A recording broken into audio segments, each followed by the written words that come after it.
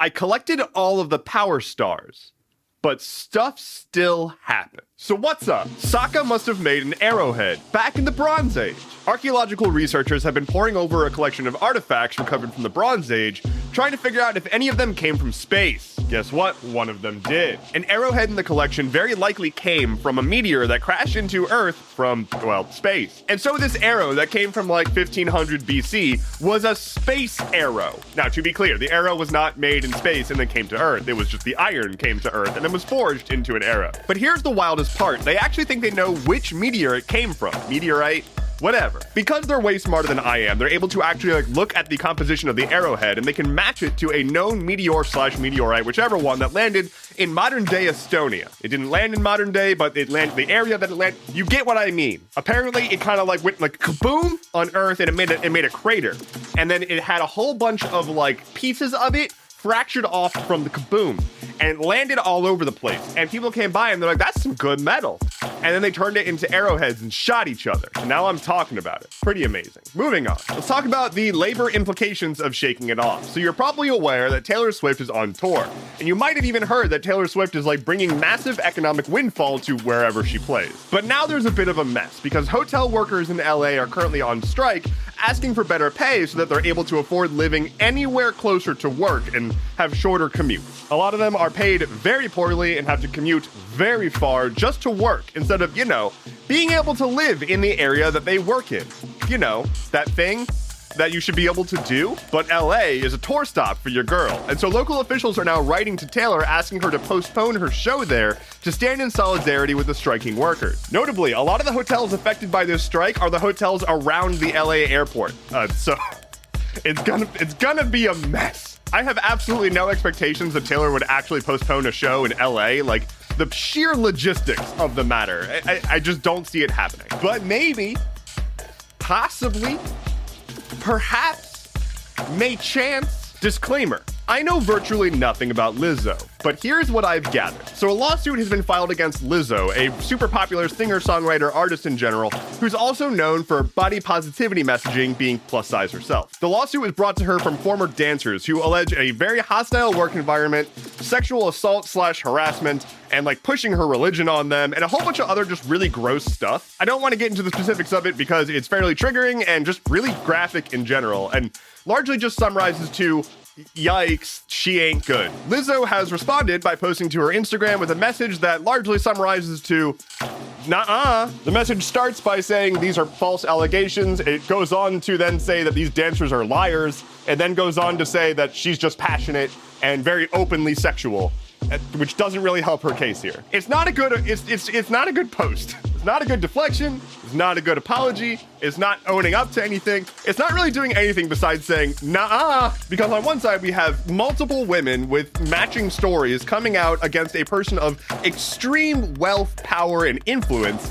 And on the other side, we have the person with the extreme wealth, power, and influence saying, nope. And so here's the thing. I have like no prior conception of Lizzo. I know a lot of people really like her. I'm just like not tuned in to most modern music right now.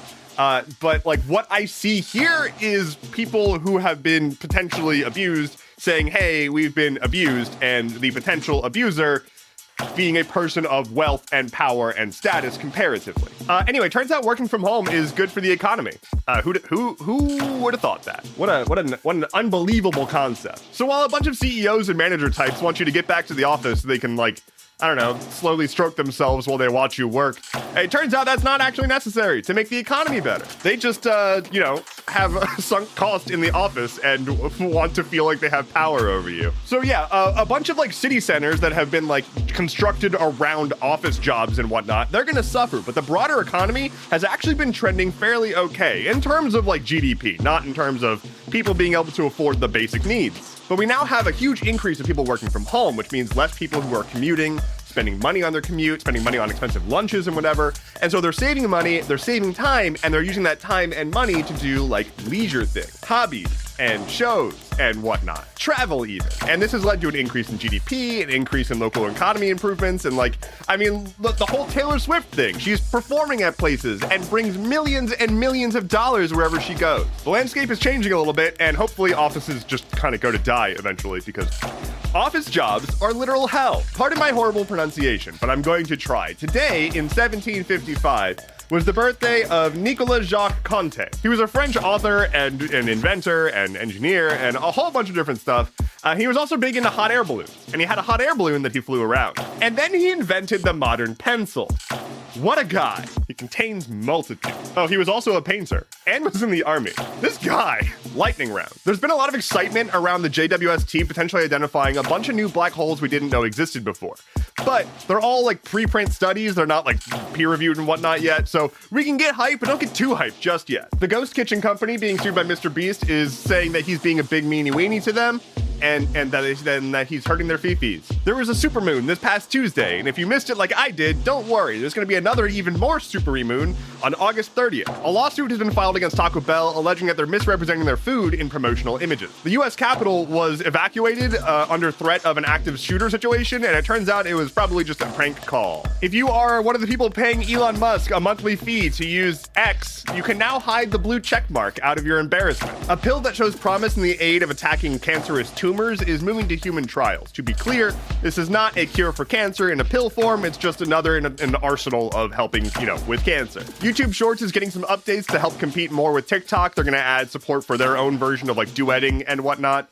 YouTube Shorts, it feels so tacked on. I want to use it. I want to use it more, but it's just so half-baked. The Department of Education in Florida has informed the College Board that AP Psychology is illegal to teach in Florida because of Ron DeSantis' new rules trying to just snuff out queer people. AP stands for Advanced Placement, and it's essentially a way for high school students to do a mixed high school college course kind of thing.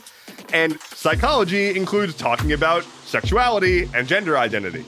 That's just what research does. But if you're an aspiring psych student in Florida, you're just screwed because your governor is a bigot. And finally for today, as part of the lawsuit around the infamous school shooting at Marjory Stoneman Douglas High School, they're going to recreate the shooting. Ballistic experts are going to go into the school and fire off all the shots that were fired for research. That's, yikes. Thank you so much for listening to today's episode of Stuff Keeps Happening. Head to stuffkeepshappening.online for sources, bonus content, and a secret device that controls the weather.